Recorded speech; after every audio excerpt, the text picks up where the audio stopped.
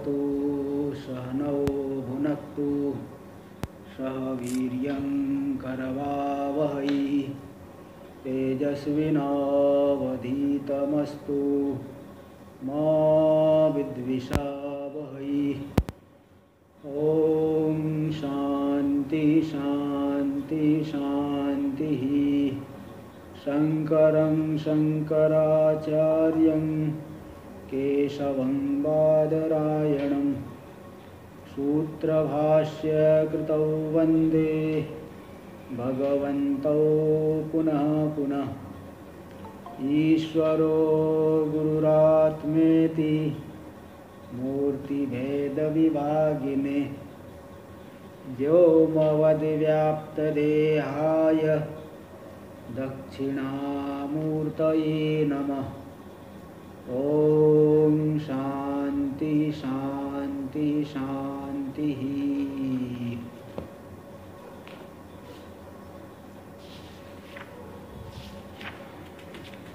कृष्ण यजुर्वेदीय कठोपनिषद के द्वितीय अध्याय की द्वितीय वल्ली तक का विचार पूरा हो गया। अब यहाँ पे थोड़ा सा एक अंतिम वल्ली रह गया है। द्वितीय अध्याय का तृतीय वल्ली मतलब षष्ठ वल्ली, 6 वल्ली है पूरा। तो 6 वल्लियों में पूरी तरह से आत्मा का निरूपण अच्छी प्रकार से हुआ है। और इसमें जो है कई बहुत सरलता से कठोपनिषद में बताया गया है। आगे देखिए पेज नंबर 112। शाल्मल्यादि तूलदर्शनेन अदृष्टमपि वृक्षमूलम यथा अस्ति। शाल्मली जो कपास का जो है ना, रुई होती है ना, रुई कपास, तो शाल्मली आदि का जो तूल है रुई, कपास वृक्ष की शाल्मली आदि की जो रुई है, शाल्मली, अच्छा शाल्मली, शाल तो अलग होता है, शाल्मली जो है इसको बोलते हैं कपास। उसके तूल को देख करके अदृष्टम अभी वृक्ष मूलम यथा अस्ति, मतलब आपके सामने कहीं हवा में उड़ करके रुई आ गई, तो आप देखोगे कि भाई ये कहाँ से आई रुई। तो आप थोड़ा दूर जाओगे तो आपको मिलेगा कि देखो यहाँ कपास का एक पेड़ है, पौधा है। कहीं कहीं तो कपास की बहुत खेती होती है, बहुत पूरा खेत का खेती, कपास की खेती करते हैं, तो देखेंगे वहाँ कपास का पौधा है। ये कपास का पौधा कहाँ से आ गया, फिर मालूम पड़ेगा कि नहीं, इसका जो है बीज वपन किए थे, उससे ये पौधा बना है। तो इस तरह से उसके मूल का मालूम पड़ गया। तो शाल्मल्यादि तूल दर्शन ने, तूल का अर्थ होता है कार्य, कपास, तूल का अर्थ कार्य भी होता है, यहाँ कपास लेना, रुई, शाल्मली आदि की रुई को देख करके आप क्या पता। हाँ जी बोलिए। तो शाल्मली और तूल में क्या फर्क है? तूल यानी वो तो रुई हो गई ना, जो उसमें लगता है, और ये वृक्ष हो गया शाल्मली। शाल्मली तो पौधा हो गया ना, वृक्ष हो गया, उसमें रुई लगेगी। हाँ, तो रुई को देख करके जैसे उस मालूम पड़ेगा कि ढूंढेंगे तो आपको मिलेगा कि इसका वृक्ष है, पौधा है, और उसमें जो है तो कहाँ से आया, फिर उसका एक बीज से आया है। पूछोगे आप भाई कि किसका है, तो बताएगा मेरा है। कैसे ये बना, बोले भाई 6 महीने पहले, 1 साल पहले इसको मैं लगाया था, बीज डाला था। तो तूल को देख करके जिस वृक्ष के मूल को, बीज को आप जो है यथा अस्ति इति अवधार्यते, वह है ऐसा निश्चय हो जाता है। तद्वद अदृष्टस्यापि ब्रह्मणो अवधारणाय, इसी प्रकार ब्रह्म को हम देख तो नहीं रहे हैं, फिर भी ये जगत रूपी जो कार्य कहाँ से आया, विचार करिए, ये जगत बना कैसे। आपने बनाया क्या, मैंने बनाया क्या? न तो मैंने बनाया, न आपने बनाया, न किसी से भी, दादाजी से पूछ लो, उन्होंने भी नहीं बनाया है। फिर भी जगत आया कहाँ से? तो ये जो है फिर यही मालूम पड़ेगा कि परमात्मा ने बनाया है और किसी में सामर्थ्य नहीं इतना जो है विलक्षण जगत बनाने का। इसलिए इसी प्रकार तद्वत अदृष्टस्यापि ब्रह्मणो अवधारणाय, जिस ब्रह्म को हमने नहीं देखा है। देखो इसलिए आप लोग महिमा में भी ये श्लोक आता है कि जीव नहीं बना सकता।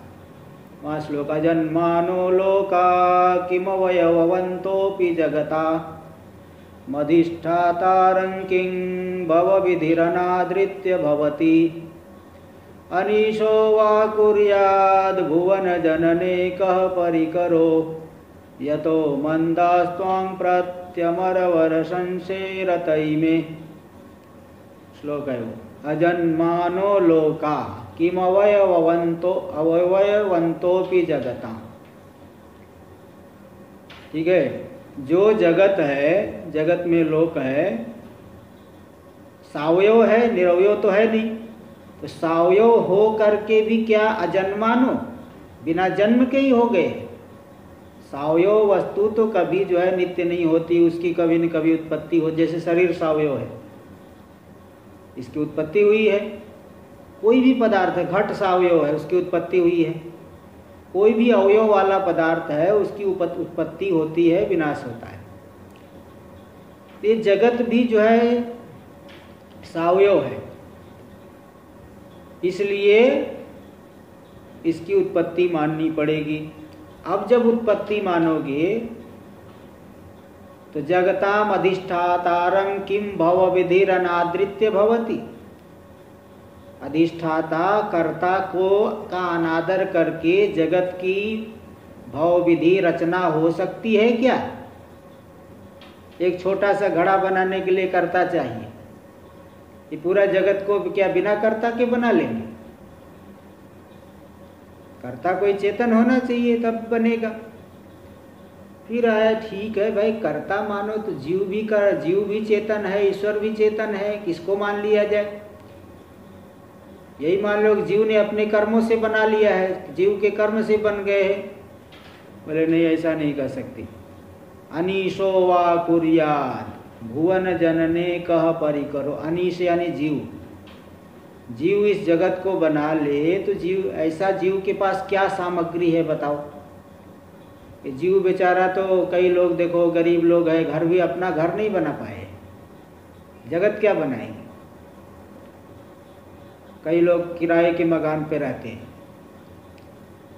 कई झोपड़ी में रहते हैं, कई जो ऐसे फुटपाथ पे ही सो जाते हैं, कई वृक्ष के नीचे रह जाते हैं। तो इस तरह से अब बताओ, जीव में अगर जगत बनाने का सामर्थ्य होता तो एक अपने लिए घर नहीं बना लेता? इतना बड़ा जगत कैसे बना लेगा? घर नहीं बना पा रहा है। अनीशो वा, अनीश यानी जीव बना ले तो जीव के पास ऐसी कोई सामग्री नहीं है। यतो मंदास्त्वाम प्रत्यवमरवर संसेरतैमे, जिससे कि हे देवताओं में श्रेष्ठ, आपके विषय में जिससे कि संशय करे, जीव के पास तो ऐसी कोई सामग्री नहीं, इसलिए आप ही बना सकते हैं, आपने ही जगत को बनाया है।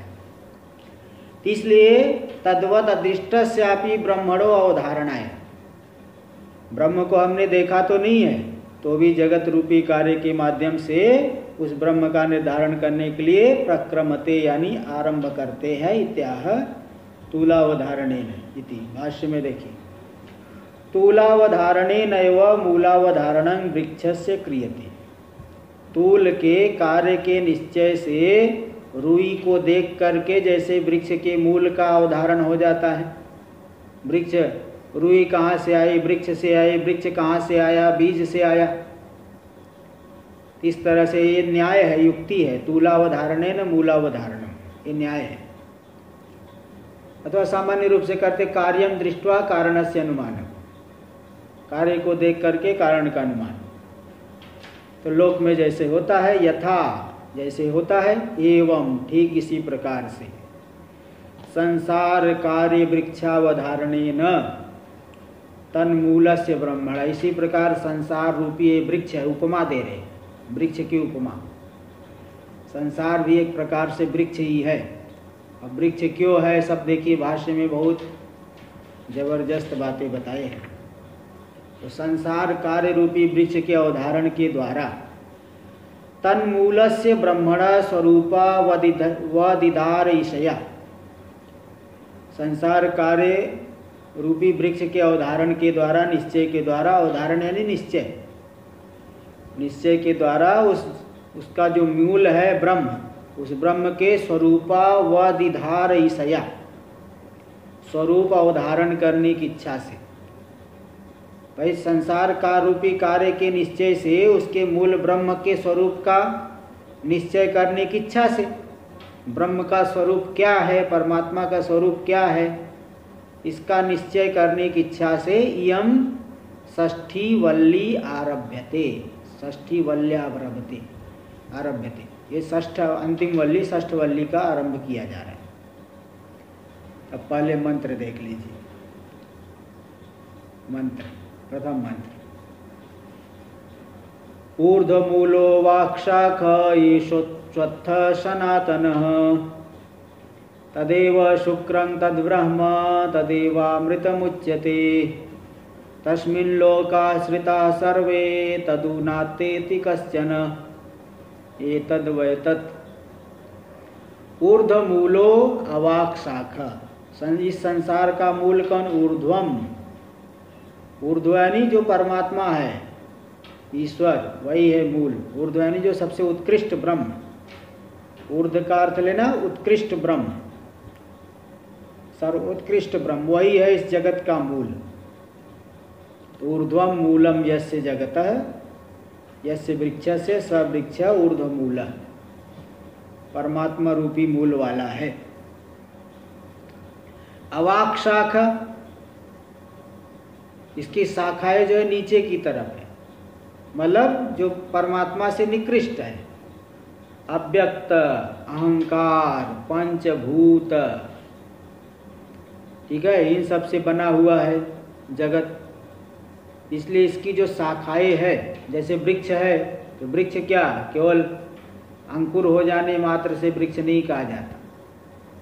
वृक्ष बड़ा होगा, उसमें जो है तना, तना जिसको स्टेम, स्टेम बोलते हैं ना, तना, शाखाएं, तना, शाखाएं, उपशाखाएं, पत्ते, पुष्प, फल, इन सबको मिला के वृक्ष कहते हैं।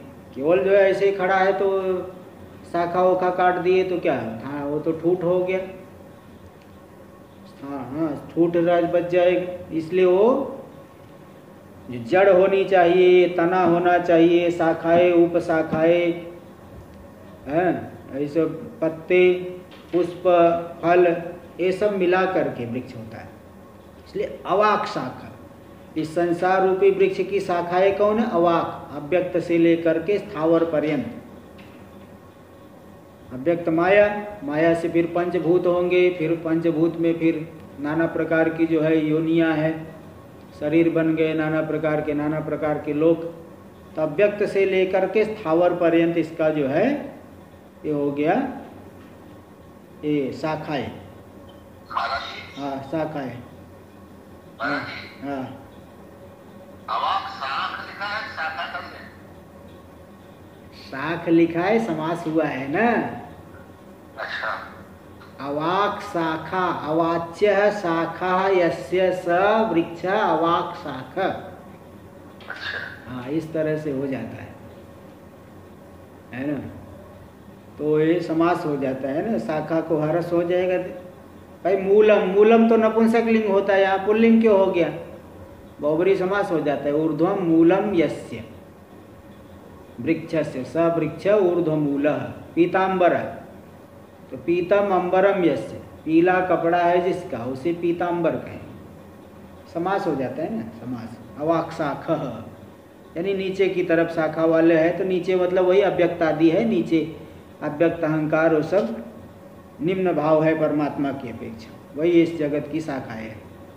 ऐसा येषो अश्वत्थ सनातन, ऐसा जो अश्वत्थ वृक्ष है कब से है? सनातन, सदा, अनादिकाल से है, प्रवाह रूप से अनादिकाल से चला रहा है। भाई एक बार सृष्टि हुई, प्रलय हुआ, फिर सृष्टि हुई, फिर प्रलय हुआ, फिर सृष्टि होगी, फिर प्रलय होगा। बीच में ऐसे लंबे समय तक स्थित रहेगा। जैसे सत्य युग है तो कलियुग के 4 गुना उसकी आयु है। कलियुग की आयु है 4,32,000। हाँ, उसके 4 गुना सत्य युग लीजिए। 3 गुना है त्रेता, 2 गुना द्वापर, कुल मिला करके 43,20,000 वर्ष एक चतुर्युगी में होता है। ऐसे ऐसे जो है इसी तरह से एक बार सृष्टि हो करके इतने समय तक रहा, फिर प्रलय होगा, फिर इस तरह से ये होता है। तो ये प्रवाह रूप से अनादिकाल से चले आ रहा है। ऐसा अश्वत्थ वृक्ष, अश्वत्थ यानी पीपल, पीपल के वृक्ष की उपमा इसलिए देते हैं, उसकी पत्तियां हमेशा हिलती रहती है। अन्य वृक्षों की पत्ती उतनी नहीं हिलती, लेकिन पीपल के वृक्ष की पत्ती हमेशा ऐसे ऐसे हिलती रहेगी। ऐसे यह संसार भी नित्य परिणमित हो रहा है, हमेशा परिणमित हो रहा है। इसको दिखाने के लिए अश्वत्थ वृक्ष, और अश्वत्थ का मतलब भी होता है न शोपी तिष्ठती अश्वत्थ, कल रहेगा कि नहीं रहेगा ऐसा कोई भरोसा नहीं, इसलिए अश्वत्थ। तो ऐसा जो अश्वत्थ का वृक्ष है, हाँ, ये संसार रूपी वृक्ष। तो तदेव शुक्रम तद ब्रह्म, इसका जो मूल है, ऊर्ध्व मूल वाला यह वृक्ष है, वो जो मूल है वही शुक्र ब्रह्म है, शुद्ध ब्रह्म है। ठीक है, मूल जो है वो भाई दिख नहीं रहा है परमात्मा, लेकिन विचार करोगे तो मालूम पड़ेगा। कई बार ऐसी दिखती अलग चीज है और विचार करने पर अलग निर्णय होता है। अब दिखने को तो अंधेरे में सर्प दिखा, लेकिन जाके परीक्षा किए तो आपको रस्सी मिली। चांदी सोच करके दौड़े और जाके देखे तो आपको सीपी मिली। इस तरह से दिखने को तो कुछ अलग ही दिखता है, लेकिन विचार करोगे तो आपको अलग ही स्वरूप निर्धारित होगा। ऐसे दिखने को तो जगत दिख रहा है, लेकिन इसका जो आधार तत्व है वो ब्रह्म है। तो ये तदेव शुक्रम तद ब्रह्म, वही जो इसका मूल है वही शुक्र यानी शुद्ध है ब्रह्म। तद वही ब्रह्म है, व्यापक है। तदेवामृत मुच्यते, वही अमृत स्वरूप है, अविनाशी है। तस्मिन लोका श्रिता सर्वे, उसी ब्रह्म में, उसी परमात्मा में पूरा का पूरा लोक आश्रित है। तदु नातेति कश्चन, उसका अतिक्रमण कोई भी नहीं कर सकता। भाई कल्पित वस्तु अधिष्ठान को छोड़ के कभी हो नहीं सकती।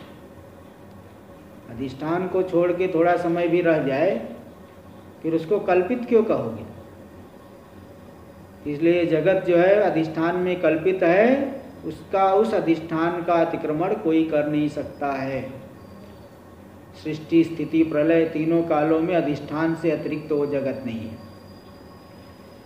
इस तरह से इस जगत दिख रहा है जगत, लेकिन विचार करोगे तो इसका मूल जो है वह ब्रह्म रूप है, ऐसा निश्चय होगा। मूल ढका रहता है, इसलिए विचार करना पड़ता है। भाई देखिए, जैसे वृक्ष का मूल, वृक्ष का आपको डालियाँ दिखेंगी, शाखाएं दिखेंगी, तना दिखेगा, पुष्प भी दिखेगा, फल भी दिखेगा, लेकिन जो जड़ है ना वो ढका रहता है। जड़ को देखना है तो थोड़ा सा जमीन को हटाना पड़ेगा।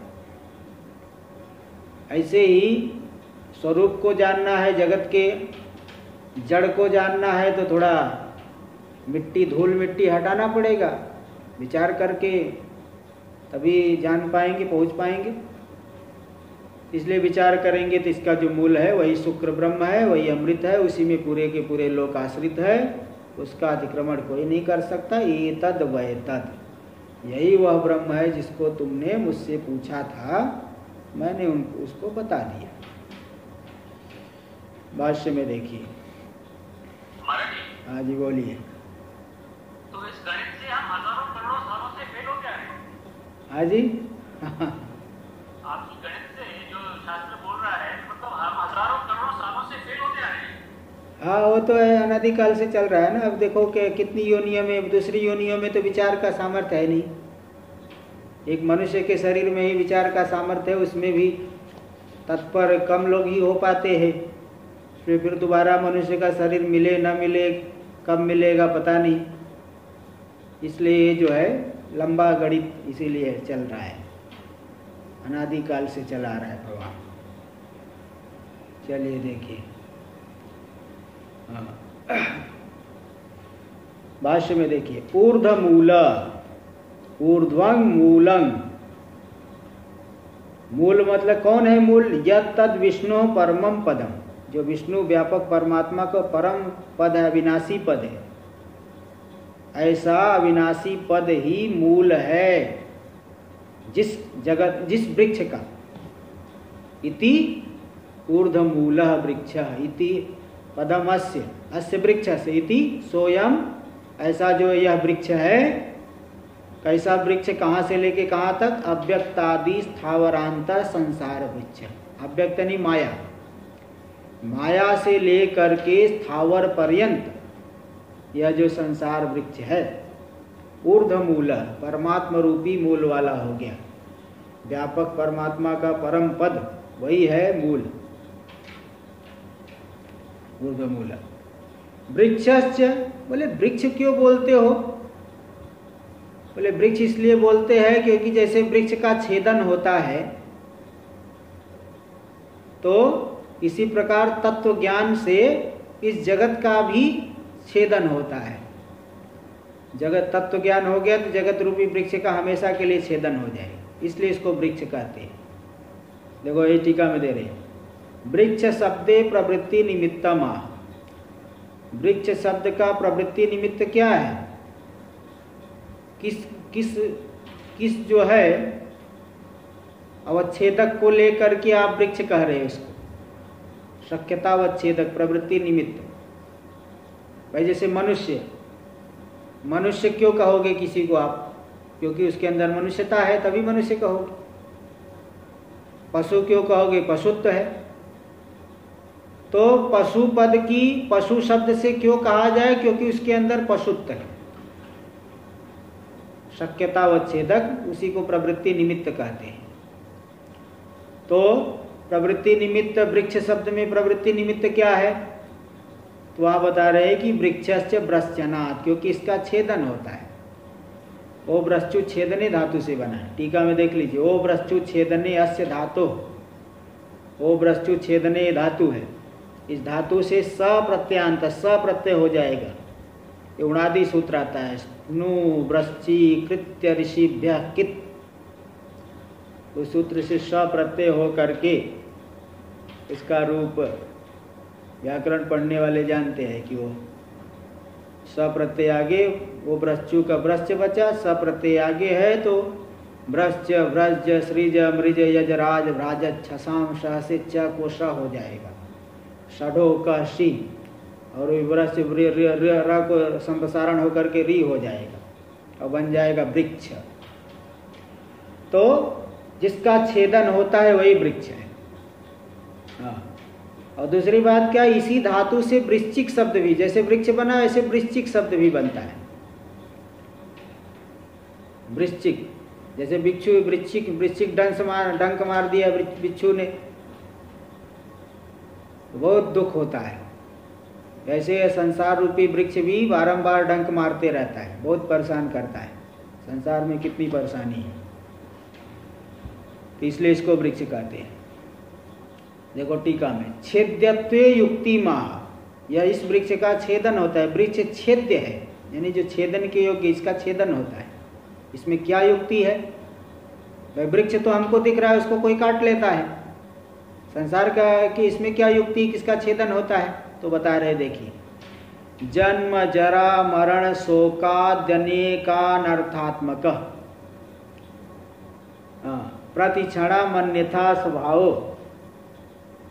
देखो बहुत लंबा विशेषण दे करके बोल रहे हैं भगवान भाष्यकार, पूरा जो है आपको मालूम पड़ जाएगा। तो जन्म जरा मरण शोकाद्यनेकानर्थात्मक, इसका जन्म है, जरा है, मरण है, शोक आदि अनेक अनर्थ इस वृक्ष में अनुभव होते हैं। इसलिए प्रतिक्षण अन्यथा स्वभाव, प्रतिक्षण अन्यथा स्वभाव वाला है, इसका छेदन होता है। अन्यथा इसका परिवर्तन होते रहता है, इसलिए यह छेद, तभी तो प्रच्छेद है। अगर नित्य होता तो कुछ परिवर्तन कैसे होता। माया मरीच्य उदक गंधर्व नगरादिवत दृष्ट नष्ट स्वरूपत्वात्, जैसे माया से बने हुए पदार्थ देखते देखते नष्ट हो जाते हैं। मरीचि में दिखने वाला जल, सूर्य की रश्मियों में दिखने वाला जल, वह भी देखते देखते जाओगे नहीं मिलेगा। गंधर्व नगर, बादल जो है एक विशेष प्रकार से व्यवस्थित हो गए तो गंधर्व नगर दिखाई पड़ रहा है। जोर की हवा आई, वो नगर गायब हो गया। तो माया मरीचि उदक और गंधर्व नगर आदि के समान दृष्ट नष्ट स्वरूपत्व, देखते देखते नष्ट स्वरूप वाला है। इसी प्रकार संसार बहुत जो है सुहावना लग रहा है, लेकिन एकाएक पूरा का पूरा पलट जाता है। कोई जो है बहुत अच्छे संपन्न व्यक्ति है, परिवार सही है, सब कुछ है, लेकिन पता चला ऐसी दुर्घटना हो गई पूरे परिवार का भी हो, तो बोले हे भगवान, सिर पकड़ लेता, ऐसा कैसे हो गया। इसलिए दृष्ट नष्ट स्वरूप वाला है। अवसानी च वृक्षवत अभावात्मक, अवसान में, आखिरी में, जैसे वृक्ष के अवसान क्या होगा, कोई काट देगा तो समाप्त हो गया। कोई 500 वर्ष का वृक्ष भी हो तो भी तो नष्ट होगा, कोई काटेगा, कोई अपने आप गिर जाएगा। अवसान में, समाप्ति में, जैसे वह अभाव रूप हो गया, उसका अभाव हो गया, इसी प्रकार इसका भी, जगत का भी अभाव हो जाता है। अवसानी च वृक्षवत अभावात्मक, वृक्ष के समान अभावात्मक। इसलिए कई पुराने महात्मा लोग आते हैं तो यहाँ बताए, बोले पहले यहाँ सत्संग भवन है, वहाँ एक आम का पेड़ था, उधर एक ऐसा वृक्ष था, इस तरह से बताते हैं। तो मतलब यही कि वो अभाव हो जाता है। इसी प्रकार संसार का भी अभाव हो जाता है। कदलीवत स्तंभवत निस्सारो, देखो ये वृक्ष की पूरी उपमा दे रहे हैं आपको। ध्यान में आना चाहिए कि वृक्ष का स्वरूप क्या, स्वरूप देखो, वृक्ष में उसका स्वरूप क्या होता है, परिणाम होता है, वृक्ष का नाश होता है। वृक्ष जैसे केले का वृक्ष है, कदली का स्तंभ है, उसमें कोई सार नहीं होता, और वृक्ष में नाना प्रकार के विकल्प होते हैं, विकल्प होते हैं। कोई कहेगा अंधेरे में देखा रे चोर है क्या, कोई कहेगा नहीं वृक्ष है, तो विकल्प का आस्पद है। और तत्व, उसका वास्तविक तत्व अलग ही है। सार उसमें कुछ है, उसका कुछ बीज से वृक्ष हुआ है, अंकुर होकर के वृक्ष हुआ है, उसमें स्कंद है, पत्ते है, पुष्प है, रस है, फल है, मूल है। उस वृक्ष में कोई पक्षी घोंसला बना के रखा है, और उसमें जो है वो पक्षी जो है आपस में उस वृक्ष पे ही लड़ते हैं, चिल्लाते हैं। फिर उस आखिरी में उसका उच्छेद हो जाता है। एक वृक्ष में इतनी सारी बातें घटित होती है, इतनी सारी जो बता दिया, स्वरूप, परिणाम, नाश, निस्सार, विकल्पास्पद, तत्व, सार, बीज, अंकुर, स्कंद, दर्प, पत्ता, पुष्प, रस, फल, मूल, नीड, रव, उच्छेद, ये सब होता है। अब इन सब बातों को भगवान भाष्यकार देखिए पूरी एक पंक्ति, लंबी पंक्ति में दिखा रहे हैं। पहले पूरी पंक्ति को एक बार पढ़ता हूँ, फिर आप लोगों को मालूम पड़ेगा क्या जबरदस्त लिखे हैं। जन्म जरा मरण शोकाद्यनेकानर्थात्मक प्रतिक्षणम अन्यथा स्वभावो माया मरीच्युदक गंधर्व नगरादिवद दृष्ट नष्ट स्वरूपत्वाद अवसाने च वृक्षवद अभावात्मक कदली स्तंभवद निसारो अनेक शत पाखंड बुद्धि विकल्पास्पदस तत्व विजिज्ञासु भीर निर्धारित इदं तत्व वेदांत निर्धारित परब्रह्म मूल सारो अविद्या काम कर्मा व्यक्त बीज प्रभवो अपर ब्रह्म विज्ञान क्रिया शक्ति द्वयात्मक हिरण्य गर्भांकुर सर्व प्राणी लिंग भेद स्कंधस तत्तृष्णा जलाशेकोद्भूत दर्पो बुद्धि इंद्रिय विषय प्रवालांकुर श्रुति स्मृति न्याय विद्योपदेश पलाशो यज्ञ दान तपा आद्य अनेक क्रिया सुपुष्प सुख दुख वेदना नेक रसः प्राण्युपजीव्यानंत फलस तत्तृष्णा सलिलावसेक प्ररूढ़ जड़ीकृत दृढ़बद्ध मूल सत्यनामादि सप्तलोक ब्रह्मादि भूत पक्षीकृत नीडः प्राणी सुख दुखोद्भूत हर्ष शोक जात नृत्य गीत वादित्र ज्वेलित आस्फोटित हसित आकृष्ट रुदित हा हा मुंच मुंच इत्यादि अनेक शब्द कृत तुमुली तुमुली भूत महारवो वेदांत विहित ब्रह्मात्म दर्शना संग शस्त्र कृतोच्छेद एष संसार वृक्षो अश्वत्थो अश्वत्थवत् काम कर्म वातेरित नित्य प्रचलित स्वभाव। देखो ये पूरा एक पंक्ति, इतनी लंबी पंक्ति भाष्यकार भगवान पूरी उपमा देते हुए पूरा स्वरूप इसका बता रहे और कैसे जो है इससे मुक्ति सब इसी में आ जाएगा। तो देखो पहले क्या बताए कि हर क्षण बदलने वाला है, जन्म जरा मृत्यु ये सब कितनी अनेक अनर्थात्मक है और प्रति क्षण अन्यथा स्वभाव वाला है। और माया मरीचि उदक गंधर्व नगरादि के समान दृष्ट नष्ट स्वभाव वाला है। अवसाने च वृक्षवत अभावात्मक और कदली स्तंभवत निस्सार। केले के स्तंभ को देखोगे अंदर कुछ सार नहीं, इसी प्रकार पूरा का पूरा जगत निस्सार। एक जगत में आप सार ढूंढो तो जगत में कोई सार नहीं हो। परमात्मा को छोड़ के, अधिष्ठान को छोड़ के जगत का वस्तु में सार ढूंढो, कोई सार नहीं।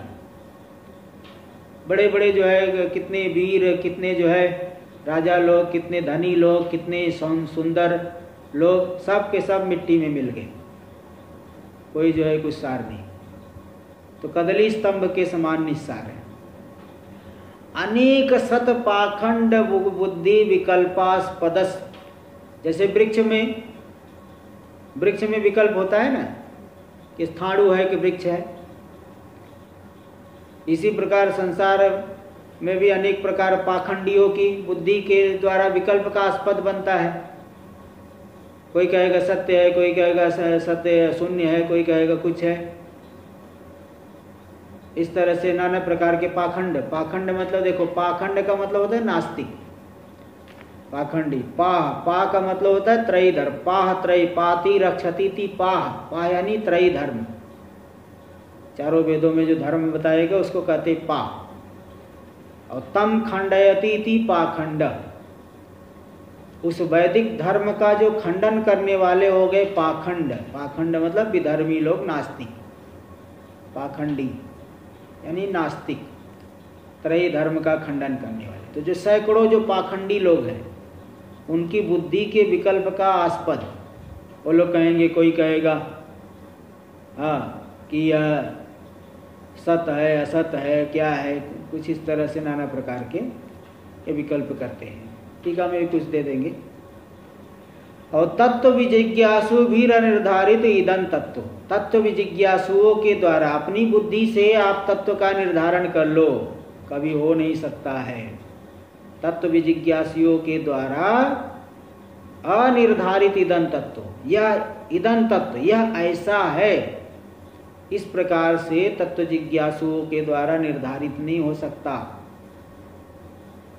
अपनी बुद्धि से आप सोचो कि हम समझ लेंगे, कभी नहीं समझ पाओगे। और फिर कैसे मालूम पड़ेगा? वेदांत निर्धारित परब्रह्म मूल सारो। वेदांत के द्वारा निर्धारित है, परब्रह्म ही इसका मूल है, वही सार है। परब्रह्म रूपी जो मूल रूपी सार वाला है, जिसका कि वेदांत में निर्धारण किया गया। इसलिए जगत के विषय में तो जगत का आप सत है कि असत है, उभय है, कुछ नहीं, अनिर्वचनीय है। इसलिए अनिर्वचनीय को लेकर के दे दिए कि तत्व विजिज्ञासु भी अनिर्धारित ईदन तत्व। और वेदांत के द्वारा निर्धारित जो परब्रह्म है वही इसका मूल सार है। अविद्या काम कर्मा व्यक्त बीज प्रभो। कहाँ से उत्पन्न हुआ है जगत? अविद्या काम कर्म अव्यक्त रूपी बीजों से उत्पन्न हुआ, ये सब बीज है। अविद्या काम कर्म रूपी अव्यक्त बीज से उत्पन्न होने वाला, अज्ञान काम कर्म रूपी अव्यक्त बीज से उत्पन्न होने वाला है। बीज से प्रभव, बीज है उनसे उत्पन्न होने वाला, तो बीज प्रभव। और अपर ब्रह्म विज्ञान क्रिया शक्ति द्वयात्मक हिरण्यगर्भांकुर। अपर ब्रह्म जो कार्य ब्रह्म की जो दो शक्ति, विज्ञान शक्ति क्रिया शक्ति, उस विज्ञान शक्ति और क्रिया शक्ति द्वयात्मक जो हिरण्यगर्भ, वह हिरण्यगर्भ है अंकुर। इस संसार वृक्ष का अंकुर हो गया हिरण्यगर्भ। जैसे वृक्ष को पहले बीज को जमीन में गाड़ दोगे, पानी डालोगे तो अंकुर निकलेगा, पहले अंकुर निकलेगा। इसी प्रकार पहले जगत बनता है तो पहले सूक्ष्म समष्टि, सूक्ष्म सृष्टि की वो समष्टि हिरण्यगर्भ हो गया। अपर ब्रह्म की विज्ञान क्रिया शक्ति द्वयात्मक दो शक्ति वाला हिरण्यगर्भ रूपी अंकुर वाला यह जगत है। पहले सूक्ष्म प्रपंच हो करके फिर स्थूलता को प्राप्त करेगा। जैसे पहले अंकुर होगा तब वृक्ष बड़ा होगा, तो हिरण्यगर्भ रूपी अंकुर वाला है यह जगत। और सर्व प्राणी लिंग भेद स्कंध, सभी प्राणियों का जो सूक्ष्म शरीर है, सूक्ष्म शरीर रूपी स्कंध वाला है। लिंग भेद विशेष, सर्व प्राणियों का लिंग शरीर रूपी विशेष स्कंध, तना, इसका स्टेम, तना जो है सभी प्राणियों का सूक्ष्म शरीर इसका तना है। और फिर वृक्ष को बढ़ाने के लिए उसमें जल डालना पड़ता है। कौन सा जल इसमें पड़ता है इस वृक्ष में? बोले तत्तृष्णा जलासेकोद्भूत दर्पो। उन सभी प्राणियों की तृष्णा रूपी जल के सिंचन करने से इसका दर्प उद्भूत हो, यानी वो फूल गया है। पहले जो है वो बीज फूलेगा तभी जो है अंकुर होकर के बड़ा होगा। इसलिए प्राणियों के तृष्णा रूपी जल के सिंचन से वह बीज फूल गया है, दर्प वाला, तृप्त हो गया, फूल गया। और बुद्धि इंद्रिय विषय प्रवाल अंकुर, ज्ञान इंद्रियों के पांचों विषय रूपी पत्ते प्रवाल अंकुरा। प्रवाल अंकुर मतलब छोटे छोटे वो अंकुर होकर के फिर छोटे छोटे जो पत्ते निकलते हैं, तो वही प्रवाल अंकुर हो गए। प्रवाल अंकुर इसको कह दिए। नए नए जो कोमल पत्ते हैं, कोमल पत्तों को प्रवाल अंकुर कहते हैं। नए नए जो पत्ते, किसलय भी ऐसा कहा जाता है, तो ये प्रवाल अंकुर। और श्रुति स्मृति न्याय विद्योपदेश पलाशो, इस वृक्ष में कौन से पत्ते लगे हैं? श्रुति स्मृति और न्याय विद्या उपदेश रूपी पत्ते हैं। पत्तों से वृक्ष की रक्षा होती है।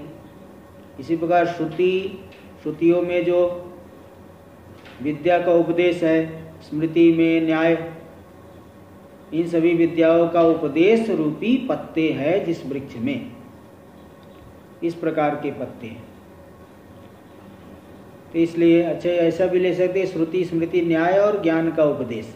हाँ, ऐसे लीजिए, श्रुति स्मृति न्याय और ज्ञान का उपदेश रूपी इस पत्ते हैं इस वृक्ष में। और क्या पुष्प है? वृक्ष में पुष्प भी लगता है, तो यज्ञ दान तप आदि अनेक क्रिया सुपुष्प। यज्ञ करो, दान करो, तप करो आदि जो अनेक क्रियाएं हैं, शास्त्रीय कर्म, उस शास्त्रीय कर्म रूपी सुंदर पुष्प वाला यह वृक्ष है। और इसमें कैसा रस है? वृक्ष में रस होता है तभी फल में रस आता है। सुख दुख वेदना नेक रस, सुख दुख का जो अनुभव है, अनुभव रूपी अनेक रस वाला यह वृक्ष है। सुख दुख की वेदना रूपी अनेक रस वाला यह वृक्ष है। और प्राण्युपजीव्य अनंत फल, प्राणियों के द्वारा आश्रय किए जाने वाले अनंत फल वाला है। अनंत, जैसे बहुत से फल लगे हुए, प्राणी लोग, पक्षी उसमें उस फल का आश्रय करते हैं, तो प्राणियों के द्वारा उपजीव्य अनंत फल वाला यह संसार वृक्ष है। नाना प्रकार के जो है सुख दुख अनुभव हो रहे हैं। और तत्तृष्णा सलिलावसेक प्ररूढ़ जड़ीकृत दृढ़बद्ध मूल। जैसे जैसे पानी डालेंगे वैसे वैसे वृक्ष की जड़ मजबूत होती है। तो प्राणियों की जो तृष्णा बढ़ती जा रही है, तृष्णा रूपी सलिल के अवसेक यानी सिंचन करने से प्ररूढ़ एकदम दृढ़ जड़ीकृत दृढ़बद्ध मूल, अत्यंत जड़ हो गया है, स्थिर हो गया है, दृढ़बद्ध मूल, अच्छी तरह से बंध गया है जिस वृक्ष का मूल। इसने तृष्णा रूपी जल पड़ने से वृक्ष अत्यंत मजबूत हो गया है। कोई जो है हवा छोटी मोटी थोड़ी सी हवा नहीं गिरा पाएगी। और इस जैसे वृक्ष में पक्षी घोंसला बना के रखते हैं, तो इस संसार रूपी वृक्ष में कौन से पक्षी घोंसला बनाए हैं? तो देखो बता रहे हैं, सत्य नामादि सप्तलोक ब्रह्मादि भूत पक्षी कृत नीड। सत्य नाम आदि, सत्य नाम आदि जो 7 लोक है, हाँ, तो सत्य लोक हो गया। अरे सत्य नाम आदि जो है, सत्य नाम मतलब यहाँ लेना भूर्भुवः स्वः महाजन तपः सत्यम। तो 7 ऊपर सत्य आखिरी में सबसे ऊपर सत्य है, इसलिए सत्य नाम वाला जो लोक है ना, सत्य नाम आदि जो 7 लोक है, सत्य नाम वाले जो इत्यादि, हाँ, सत्य नामक जो यहाँ से लेकर के जो 7 लोक है, इन 7 लोकों में रहने वाले कौन कौन से पक्षी है? ब्रह्मादि भूत पक्षी। ब्रह्मलोक में ब्रह्मा जी रहते हैं, स्वर्गलोक में देव इंद्र आदि रहते हैं, अंतरिक्ष लोक में भी कुछ गंधर्व आदि रहते हैं, पृथ्वी लोक में मनुष्य आदि रहते हैं। तो इस तरह से ये ब्रह्मादि भूत रूपी जो पक्षी है उनके द्वारा नीड यानी कृत नीड घोंसला बनाया गया है। इस संसार रूपी वृक्ष में इन पक्षियों के द्वारा एक घोंसला बनाया हुआ है।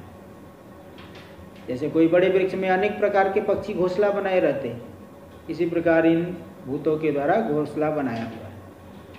प्राणी सुख दुखोद्भूत हर्ष शोक जात नृत्य गीत वादित्र श्वेलिता स्फोटित हसित आकृष्ट रुदित आहा मुंच मुंच इत्यादि अनेक शब्द कृत तुमलीभूत महाभूत रहो।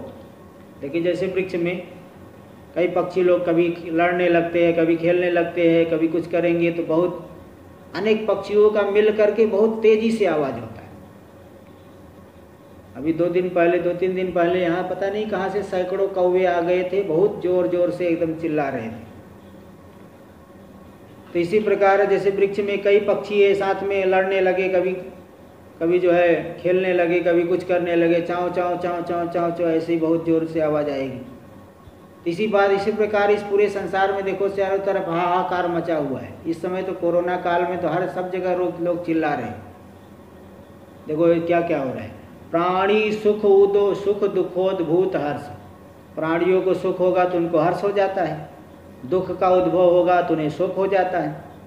तो हर्ष शोक जात, हर्ष शोक आदि समुदाय, हर्ष शोक आदि से उत्पन्न, अच्छा हर्ष शोक से जात यानी उत्पन्न, उससे उत्पन्न होने वाला जो नृत्य गीत वादित्र, कोई नाचने लगा, कोई गाने लगा, वादित्र कोई बजाने लग गया, श्वेलित मतलब क्रीड़ा विशेष खेलने लग गया, एक क्रीड़ा विशेष करने लग गया। आस्फोटित, कोई बहुत ज़्यादा दुखी है तो अपनी छाती पीटने लग गया, ऐसे ऐसे करने लग गया। आस्फोटित मतलब छाती पीटना। हसित, कोई हंसने लग गया। आकृष्ट, हाँ कोई आक्रोश करने लग गया, चिल्लाने लग गया। रुदित, कोई रोने लग गया बहुत जोर जोर से। कई लोग जो है बहुत रोते हैं, एकदम बूढ़े हो गए लेकिन इतना एकदम बच्चों जैसा रोएंगे, जरा सी बात पे रोने लग जाते हैं। दिखाने के लिए तो ज़्यादा ही रोते हैं, कुछ ज़्यादा ही रोएंगे। रुदित, हाँ हाँ मुंच मुंच, हाय हाय बचाओ बचाओ बचाओ, मुंच मुंच, छोड़ो छोड़ो छोड़ो, मुझे छोड़ दो, मुझे छोड़ दो, मेरी जान बख्श दो, मेरी जान छोड़ो, इत्यादि अनेक शब्द कृत तो इस तरह से देखो कैसे कैसे शब्द कर रहे, अनेक शब्दों के द्वारा किया गया जो तुमुलीभूत, बहुत तुमुल नाद हो रहा है, घनघोर जो है महारव, महारव तुमुलीभूत हो गया, इकट्ठा हो गया, इकट्ठे होकर के महारव, बहुत अत्यंत तुमुल ध्वनि, तीव्र ध्वनि हो रही, महारव हो रहा है। और वेदांत विहित ब्रह्मात्म दर्शना संग शस्त्र कृतोच्छेद, और इस वृक्ष का उच्छेद कैसे होगा? जैसे वृक्ष को काटने के लिए कुल्हाड़ी आदि चलाएंगे, तो यहाँ कैसे उच्छेद करोगे? बोले वेदांत विहित ब्रह्मात्म दर्शना संग, वेदांत में विहित जो जीव ब्रह्म की एकता का ज्ञान, वह एकता का ज्ञान रूपी जो असंग शस्त्र है, उस असंग शस्त्र से कृतोच्छेद, जिसका उच्छेद होता है, मिथ्यात्व बुद्धि होकर के उच्छेद हो जाता है। ऐसा है संसार, ऐसे संसार वृक्षो, ऐसा यह संसार रूपी वृक्ष है, अश्वत्थ पीपल का वृक्ष है, जो बहुत जो है उसमें अश्वत्थ जो बहुत चलायमान है। अश्वत्थ मतलब अश्वत्थवत, काम कर्म वातेरित, देखो यही बता दिए ना, बहुत चलायमान है। जैसे अश्वत्थ का वृक्ष बहुत चलायमान होता है, इसी प्रकार काम कर्म वातेरित, काम कर्म रूपी वायु से बहुत ज़्यादा जो है चलने वाला, नित्य प्रचलित स्वभाव से प्रेरित होकर के नित्य प्रचलित स्वभाव वाला है। जैसे पीपल का वृक्ष हमेशा जो है वायु से प्रेरित होकर के हिलते रहता है। तो इस तरह से देखिए क्या क्या बातें बताए, किसका स्वरूप क्या है, परिणाम क्या है, नाश और निस्सार है, विकल्पास्पद है, तत्व क्या है, सार क्या है, बीज अंकुर स्कंद दर्प पत्ता पुष्प रस फल मूल नीड, हाँ जो महारव उच्छेद, ये वृक्ष में ये सब चीजें होती हैं। और संसार वृक्ष में भी इन सबको भगवान भाष्यकार ने घटा दिया। अब थोड़ा टीका के आधार पे देखिए।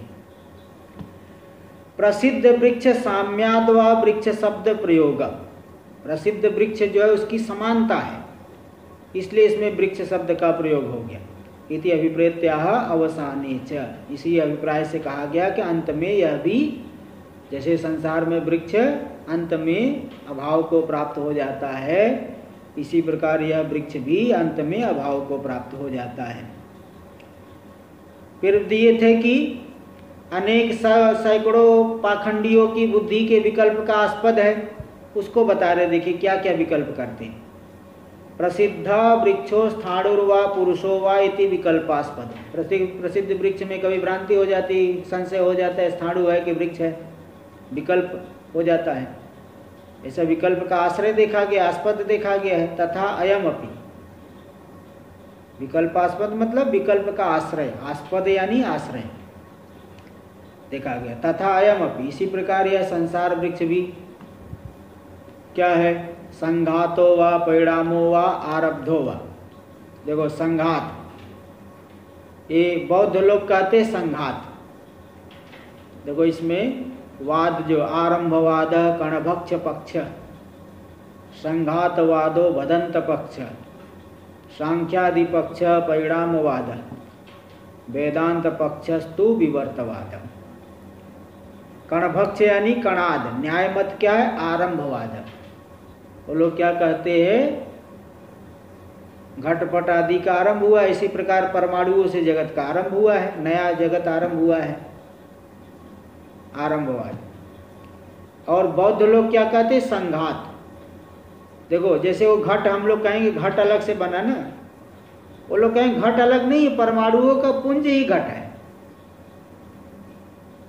बोले परमाणु तो दिखता नहीं है, बोले नहीं नहीं, ज्यादा इकट्ठे हो जाएंगे दिखेंगे। जैसे एक बाल नहीं दिखता दूर से, और ये पूरे सिर का बाल तो दूर से दिखेगा, इसी प्रकार एक परमाणु नहीं दिखेंगे, लेकिन सब परमाणु जुड़ा है, हजारों की संख्या में परमाणु जुड़ जाएंगे तो दिखेंगे।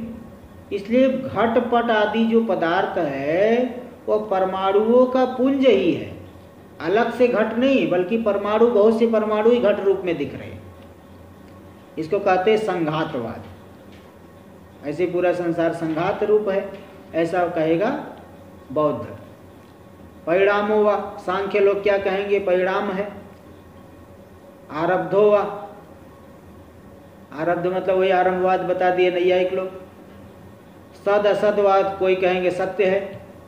मीमांसक आदि लोग जगत को सत्य मानते हैं, नैयायिक भी सत्य मानता है। शून्यवादी लोग असत कह देंगे।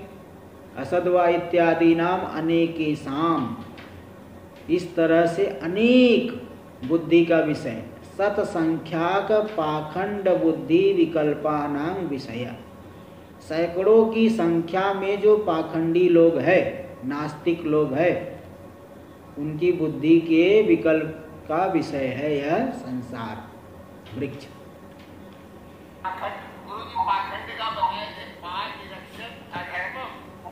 पा का मतलब त्रयी धर्म। पा त्रयी धर्म तम खंडयति इति पाखंड।